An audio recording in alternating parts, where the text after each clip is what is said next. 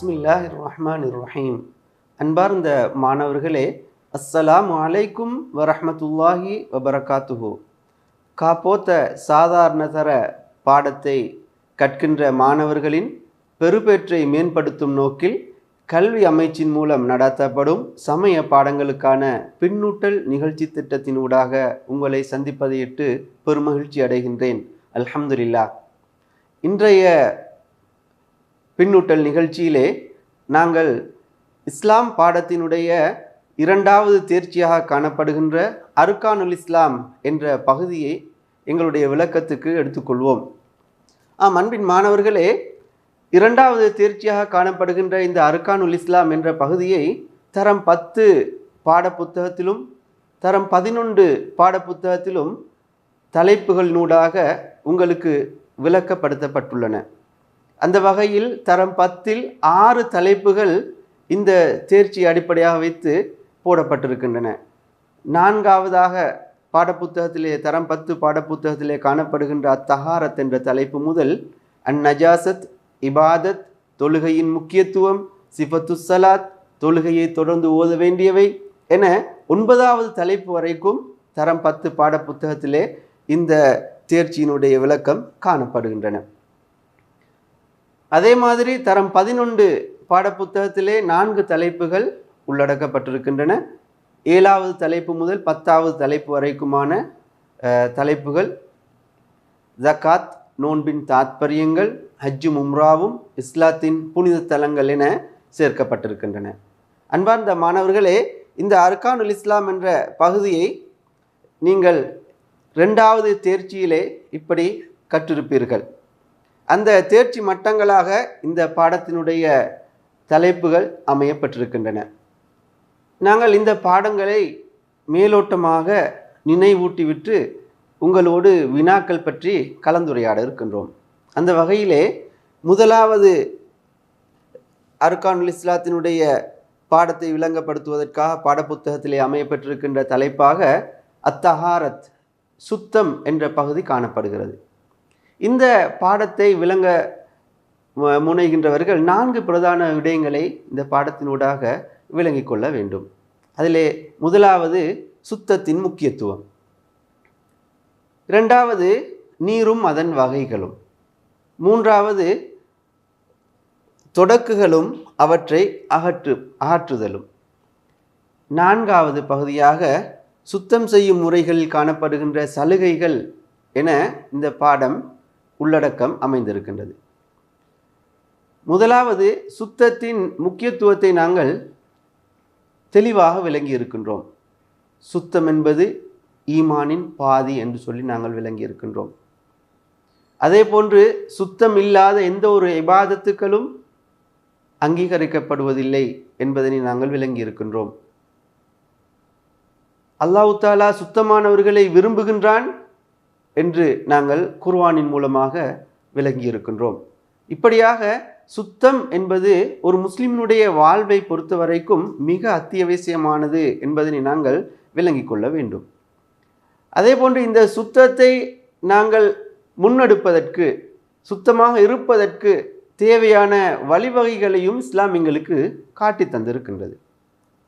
அந்த வகையில் சுத்தம் செய்கின்ற அடிப்படையான ஒரு பொருளாக தண்ணீர் காணப்படுகின்றது. இந்த தண்ணீரை பற்றி இஸ்லாம் தெளிவாக விளக்கி கூறியிருக்கின்றது. அந்த விடயத்தை இந்த பாடத்தினூடாக நீங்கள் விளங்கி இருப்பீர்கள். நீரும் அதன் வகைகளும் என்ற ஒரு பகுதி இதிலே உள்ளடக்கப்பட்டிருக்கின்றது. நீர் 3 வகையாக பிரித்து நோக்கப்பட்டிருக்கின்றது. முதலாவது அல்மாஉ தஹூர் என்று சொல்லுகின்றோம், மிகச் சுத்தமான நீர். மழை நீர், ஆற்று நீர், கிணற்று நீர், குளத்து நீர் என்று சொல்லி நாங்கள் இதற்கு உதாரணங்கள் சொல்லுகின்றோம். அதே போன்று அல்மாஉ தாஹிர், சுத்தமான நீர். இது நாங்கள் குடிக்கின்ற குடிபானங்கள், இளநீர் போன்றவற்றை உதாரணங்களாக சொல்லுகின்றோம். 3ஆவது அல்மாவுல் முத்தனஜிஸ், இது சாக்கடை நீர், மதுசாரம், சாராயம் போன்றவற்றை இதற்கு உதாரணமாக நாங்கள் சொல்லுகின்றோம். முதலாவது வகையை பொறுத்த வரைக்கும் அது தன்னிலும் சுத்தம், பிறரையும் சுத்தப்படுத்தக்கூடியது என்று சொல்லி நாங்கள் விளங்கி இருக்கின்றோம். இரண்டாவது தண்ணீர் சுத்தம், ஆனால் பிறரை சுத்தப்படுத்தாதது என்று சொல்லி நாங்கள் அறிந்திருக்கின்றோம். இந்த 3 வகையான நீர்களையும் நாங்கள் தெரிந்திருப்பது அவசியமாகும். இந்த பாடத்தினுடைய உள்ளடக்கமாக, பிரதானமான உள்ளடக்கமாக அது அமையப்பட்டிருக்கின்றது. 2வது தலைப்பிலே நாங்கள் அதனை பார்த்துவிட்டு 3வது பகுதியாக தொடக்குகளும் அவற்றை அகற்றுதலும் என்ற விடயத்தை தெரிந்து கொண்டிருக்கின்றோம். அதிலே தொடக்கு என்று சொல்லுகின்ற போது நாங்கள் ஹதஸ் என்ற சொல்லை அரபியிலே அதற்கு பயன்படுத்துகின்றோம். இந்த ஹதஸ் 2 வகையாக பிரித்து நோக்கப்படுகின்றது. சிறு தொடக்கு ஹதசுல் அஸ்கர் என்று நாங்கள் அதனை சொல்கின்றோம். பெருந்தொடக்கு ஹதசுல் அக்பர் என்று சொல்லி நாங்கள் அதனை சொல்கின்றோம். இந்த 2 தொடக்கு நிலைகளிலிருந்தும் நீங்கி இருப்பது இபாதத்துகளை மேற்கொள்வதற்கு மிகவும் அவசியமானது என்பதனை நாங்கள் விளங்கி கொண்டிருக்கின்றோம். சிறு தொடக்கு என்று சொல்லுகின்ற நேரத்திலே நாங்கள் ஒது இல்லாத நிலையை இதற்கு விளக்கமாக சொல்லுகின்றோம். அதே போன்று பெருதொடக்கு என்று சொல்லுகின்ற நேரத்திலே உசுல் என்று சொல்லுகின்ற குளிப்பு கடமையான நிலையை இதற்கு நாங்கள் விளக்கமாக சொல்லுகின்றோம். இதனை நீங்கள் பாடத்திலே நன்றாக விளங்கியிருப்பீர்கள். அதே போன்று சுத்தம் செய்வதற்கு சலுகைகள் வழங்கப்பட்டிருக்கின்றன. சுத்தம் செய்ய முடியாத சந்தர்ப்பத்திலே இஸ்லாம் மனிதர்கள் மீது கொண்ட அல்லாஹ் தாலாவுடைய கருணையின் காரணமாக சலுகைகளை வழங்கி இருக்கின்றது. அந்த வகையிலே நாங்கள் தயம்மும் ஒரு சலுகையாக வழங்கப்பட்டிருப்பதனை நாங்கள் தெரிந்து வைத்திருக்கின்றோம். அதே போன்று ஜபீரத் என்று சொல்லுகின்ற கட்டு, காயங்களுக்கு போடுகின்ற பெண்டேஜ், இதனையும் நாங்கள் ஒரு சலுகையாக கற்றிருக்கின்றோம். உதுவுடைய உறுப்புகளிலே ஏற்படுகின்ற காயங்களுக்காக போடுகின்ற கட்டு என்பதனை நாங்கள் இந்த ஜபீரத்துக்கு விளக்கமாக சொல்லுகின்றோம். இது முதலாவது பாடத்திலே நாங்கள் அர்கானுல் இஸ்லாம் என்று சொல்லுகின்ற அந்த பகுதியை விளங்கிக் கொள்வதற்காக உள்ளடக்கி இருக்கின்ற தலைப்புகளை நாங்கள் ஞாபகப்படுத்தினோம். அடுத்தது அந்த அர்கானுல் இஸ்லாம் என்ற பகுதிக்கு மேலும் விளக்கமாக காணப்படுகின்ற இன்னொரு பாடம்தான் அந்நஜாசத், அசுத்தம் சம்பந்தமாகவும் நாங்கள் தெரிந்திருக்கின்றோம். அந்த அசுத்தமும் 4 பிரதான பகுதிகளை உள்ளடக்கி இருக்கின்றது. முதலாவது நாங்கள் அசுத்தத்தை பற்றி தெரிந்து கொள்வதற்கு நஜீஸின் வகைகளை பற்றி விளங்கிக் கொள்கின்றோம்.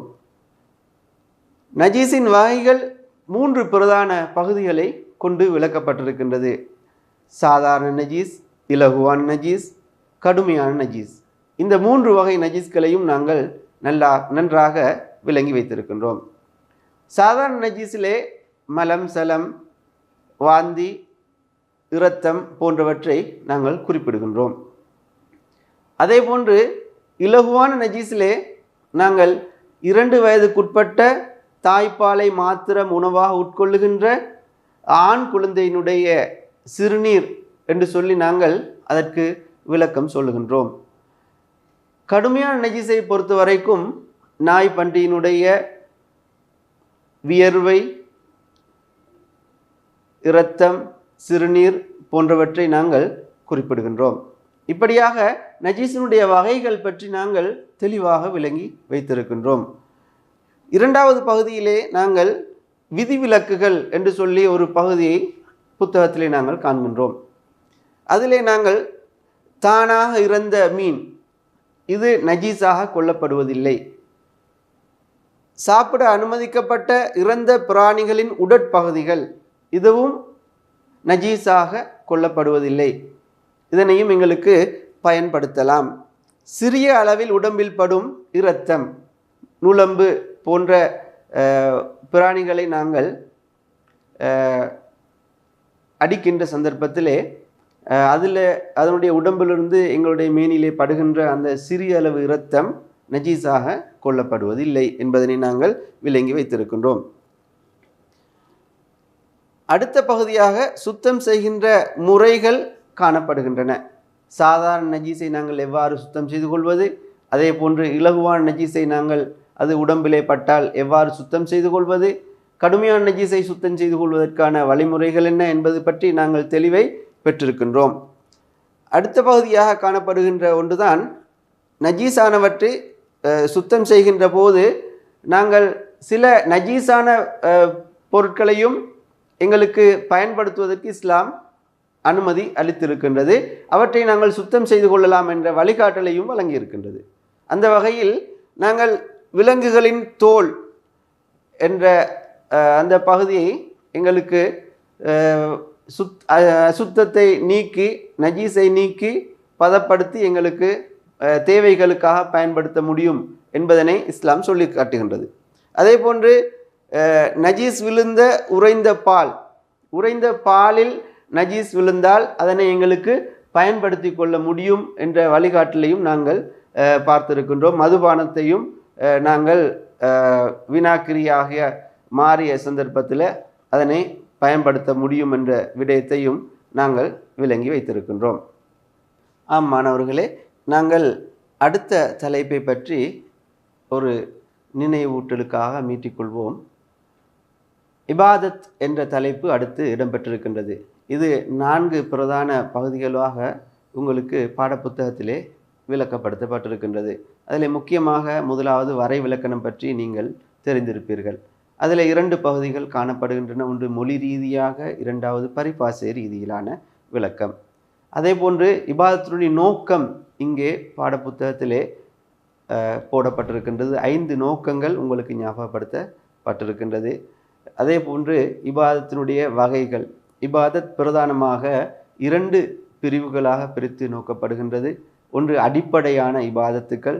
இந்த அடிப்படையான இபாதத்துக்களும் 4 வகையாக பிரித்து நோக்கப்படுகின்றது.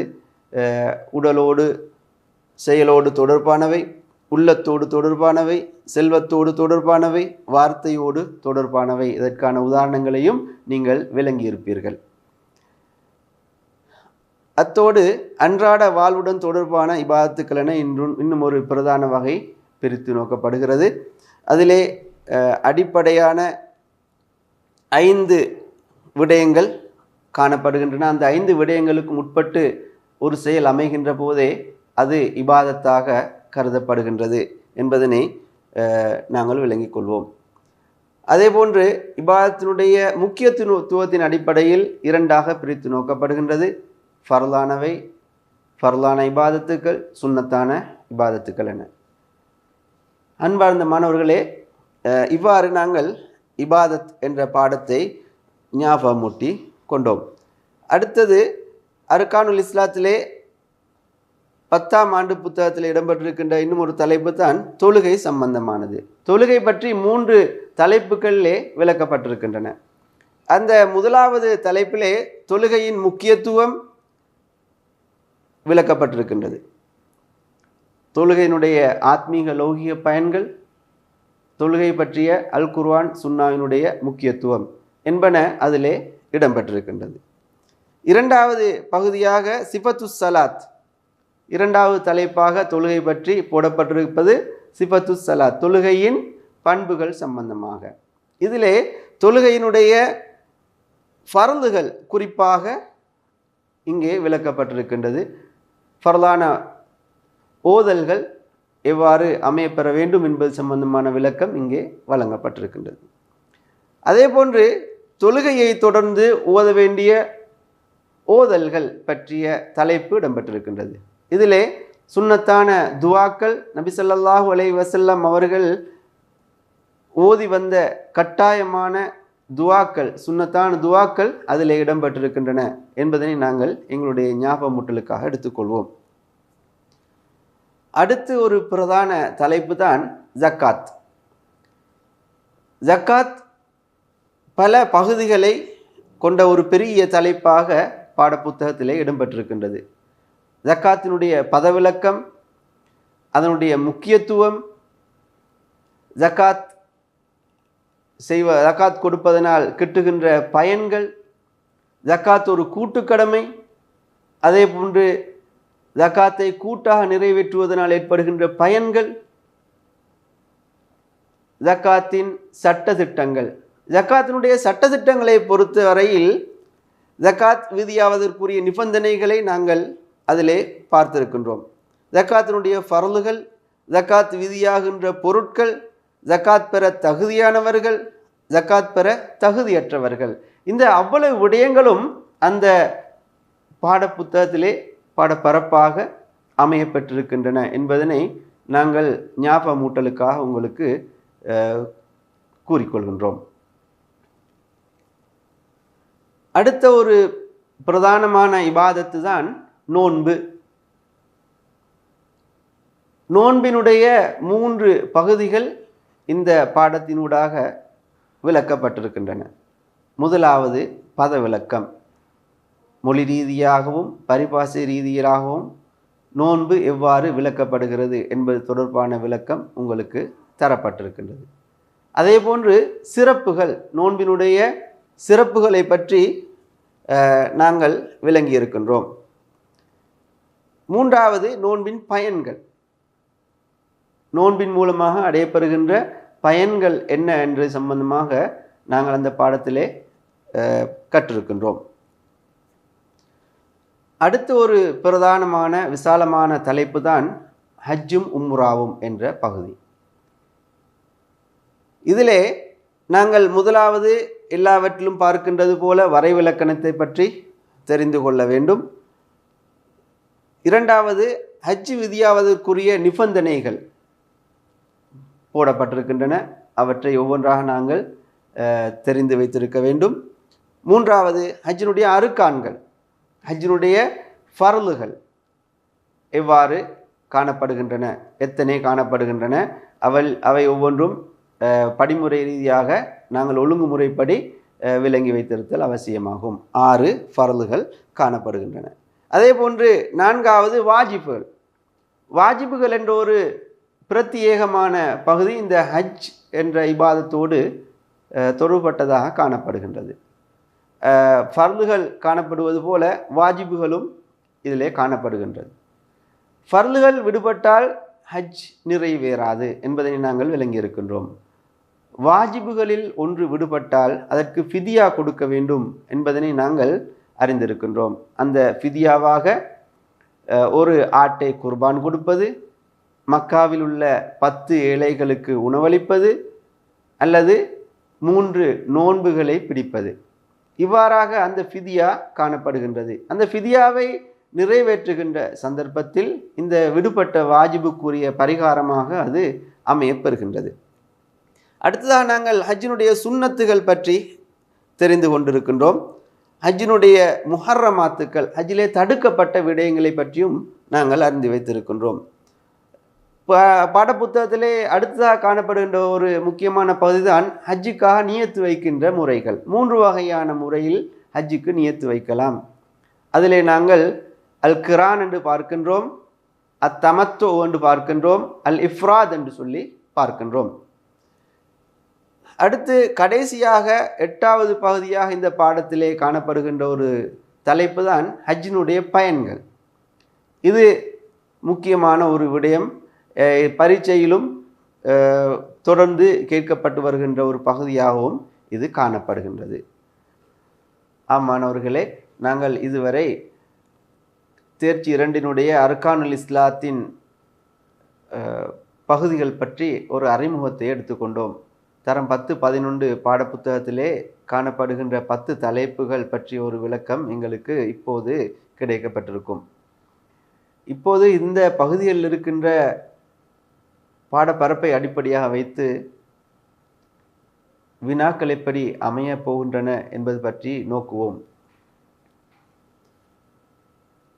முதலாவது வினாவாக அல் மா உல் முஸ்தமல் என்றால் என்ன என்று கேட்கப்பட்டிருக்கின்றது. இதற்கு நாங்கள் விடை எழுதுகின்ற நேரத்தில் பயன்படுத்தப்பட்ட நீர் என்று மாத்திரம் குறிப்பிட்டால் போதுமானது. குள்ளத்தைனை விட மிக குறைந்த, குள்ளத்தைனை விட குறைவான, மிக சுத்தமான நீர் பரலான கடமைகளுக்கு பயன்படுத்தப்பட்டதன் பிறகு எஞ்சுகின்ற நீரைத்தான் நாங்கள் இவ்வாறு அல் மாவுல் முஸ்தமல் என்று சொல்லுகின்றோம். நாங்கள் இங்கே கேட்கப்பட்ட கேள்விக்கான விடையாக பயன்படுத்தப்பட்ட நீர் என்று மாத்திரம் போட்டால் போதுமானது. அடுத்ததாக 2வது வினாவை நோக்குவோம். ஹதஸ் என்றால் என்ன, அதன் வகைகளை குறிப்பிடுக என்று இங்கே கேட்கப்பட்டிருக்கின்றது. இந்த வினாவிலே 2 பகுதிகள் காணப்படுகின்றன. ஹதஸ் என்பதற்கான வரைவிலக்கணம் கூறப்பட வேண்டும். அதே போன்று அதனுடைய வகைகள் இங்கே குறிப்பிடப்பட வேண்டும். இப்போது நாங்கள் நோக்குவோம். ஹதஸ் என்பதற்கான வரைவிலக்கணமாக ஒரு முஸ்லிம் சிறு தொடக்கு பெருந்தொடக்கு நிலையை அடைதல் ஹதஸ் எனப்படுகிறது. இவ்வாறு நாங்கள் அதற்கு முதலாவது பகுதிக்குரிய வினாவுக்குரிய விடையை சொல்லிவிட்டு இரண்டாவது பகுதி அதிலே கேட்கப்பட்டிருக்கின்றது. அதனுடைய வகை ஹதஸ் இருவகைப்படும். அதில் ஒன்று சிறு தொடக்கு, அதனுடைய அரபு கருத்தையும் சொல்ல முடியுமாக இருந்தால் நல்லது. அல் ஹதசுல் அஸ்கர் என்று நாங்கள் அதனை சொல்கின்றோம். வுது இன்றி இருக்கும் நிலை என்று இதற்கு விளக்கம் சொல்லலாம். அதே போன்று இரண்டாவது வகை பெருந்தொடக்கு அல் ஹதசுல் அக்பர் என்று நாங்கள் சொல்லுகின்றோம். குளிப்பு கடமையாகும் நிலையை இது குறிக்கிறது. இப்படியாக அந்த வினாவுக்குரிய விடை அமைய இருக்கின்றது. மூன்றாவது வினாவை நாங்கள் நோக்குவோம்.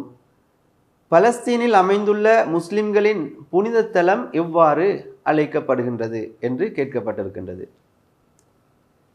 உங்களுக்கு தெரியும், நாங்கள் புனித ஸ்தலங்கள் என்று ஒரு பகுதியை நாங்கள் பார்த்தோம். தரம் 11 புத்தகத்திலே போடப்பட்டிருக்கின்றது.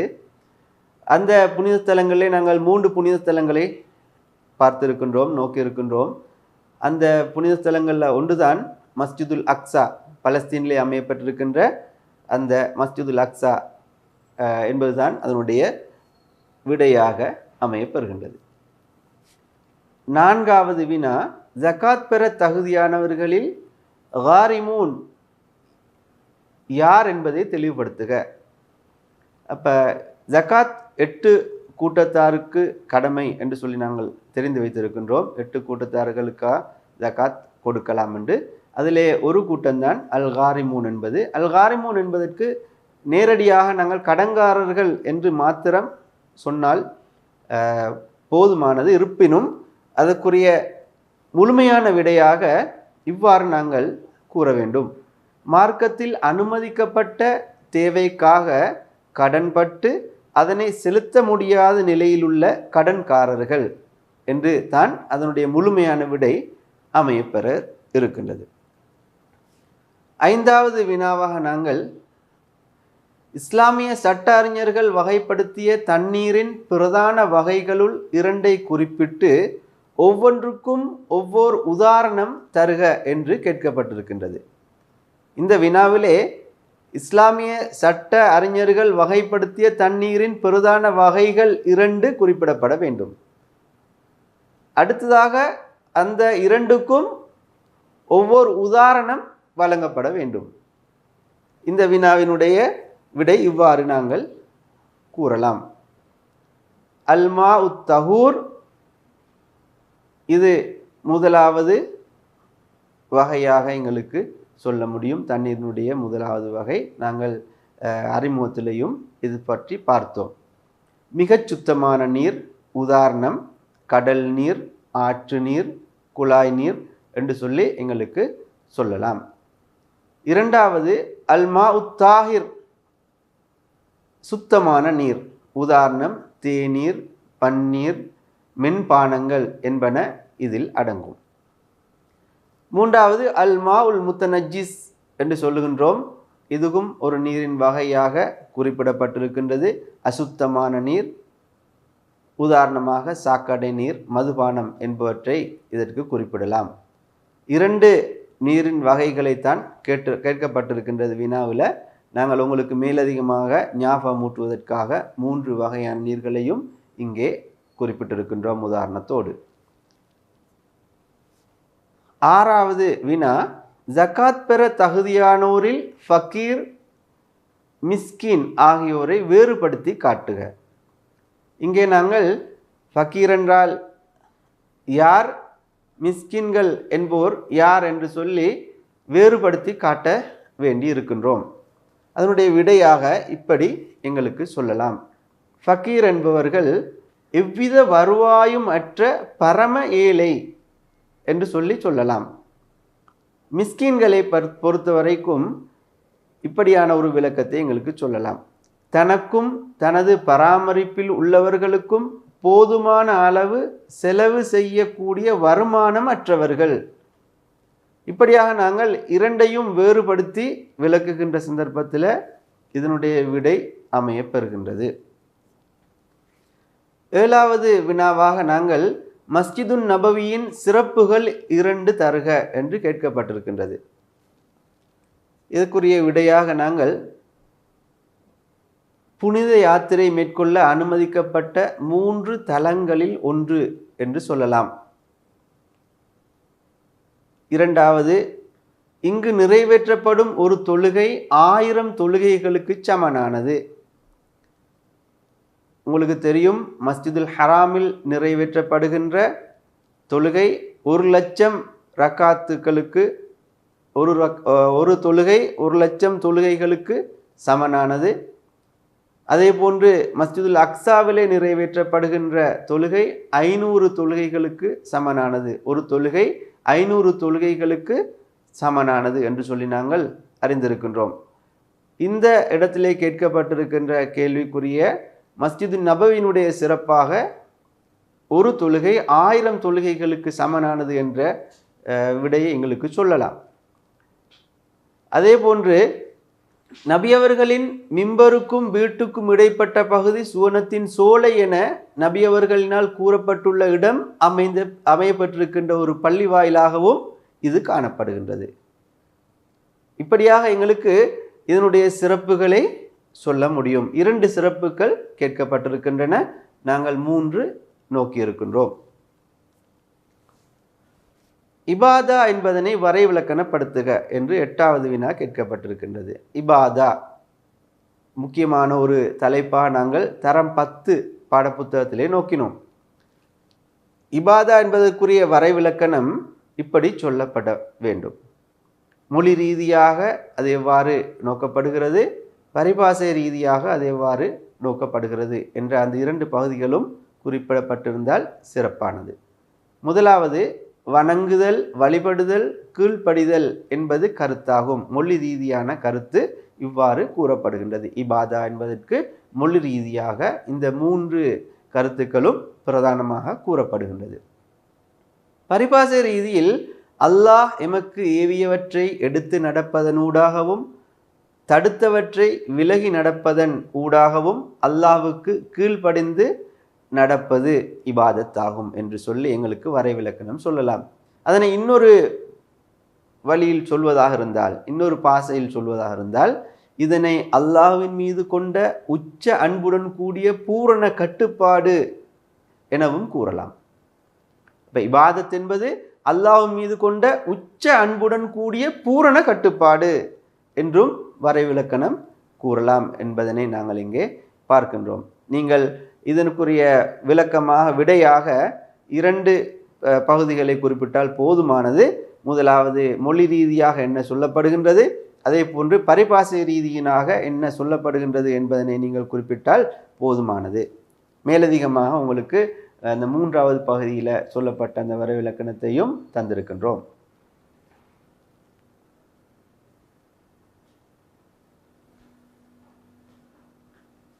9வது வினாவை நாங்கள் நோக்குவோம். ஃபர்லு கிஃபாயா என அடையாளப்படுத்தும் செயற்பாடுகள் 2ஐ குறிப்பிடுக. ஃபர்லு ஐன் என்று நாங்கள் தெரிந்திருக்கின்றோம், ஃபர்லு கிஃபாயா என்று சொல்லி நாங்கள் அறிந்திருக்கின்றோம்.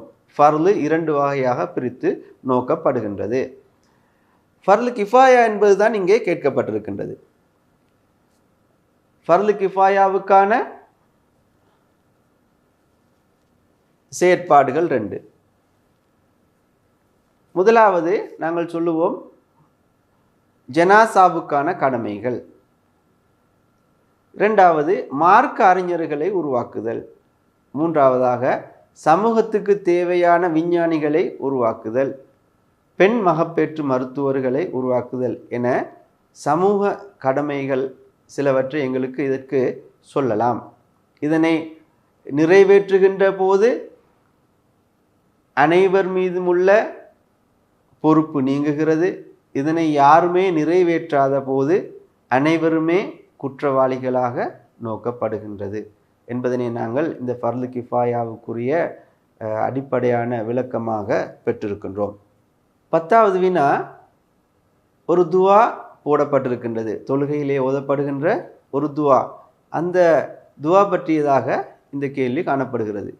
சமி அல்லாஹு லிமன் ஹமிதா என்று கூறி இஅ்திதாலுக்கு வந்ததும் அங்கு ஓத வேண்டிய துஆவை உமது மொழியில் எழுதுக என்று இந்த வினா அமையப்பட்டிருக்கின்றது. தொழுகையை தொடர்ந்து ஓத வேண்டிய துவாக்கள் என்ற பகுதியில் நாங்கள் பார்க்கின்றோம்.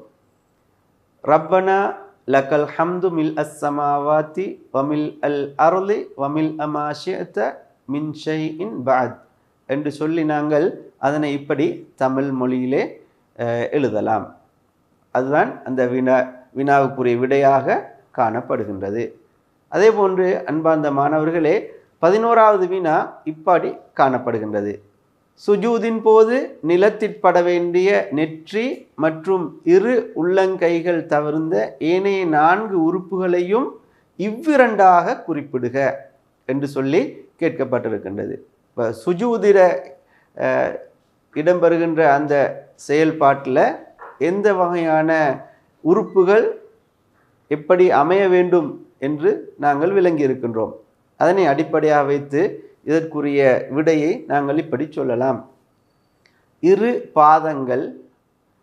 பாதங்களினதும் விரல் நுனிகளின் உட்பகுதி படுகின்ற மாதிரி அது அமையப்பெற வேண்டும், நிலத்தோடு வைக்கப்பட வேண்டும். அடுத்ததாக 2 முட்டுக்கால்கள், முழங்கால்கள் இரண்டும் நிலத்திலே பட வேண்டும். இது சுஜூதிலே நாங்கள் சுஜூதை மேற்கொள்ளுகின்ற போது எங்களுடைய பட வேண்டிய உறுப்புகளாக நாங்கள் விளங்கி இருக்கின்ற பகுதிகள். இதுதான் இதனுடைய வினாவுக்குரிய விடையாக அமைய இருக்கின்றது. மாணவர்களே, நாங்கள் இப்போது 11 வினாக்களை நோக்கி இருக்கின்றோம். 12வது வினாவிலே மீண்டும் நாங்கள் அடுத்த பகுதியிலே சந்திப்போம். அதுவரைக்கும் அஸ்ஸலாமு அலைக்கும் வரஹ்மத்துல்லாஹி வபரகாத்துஹு.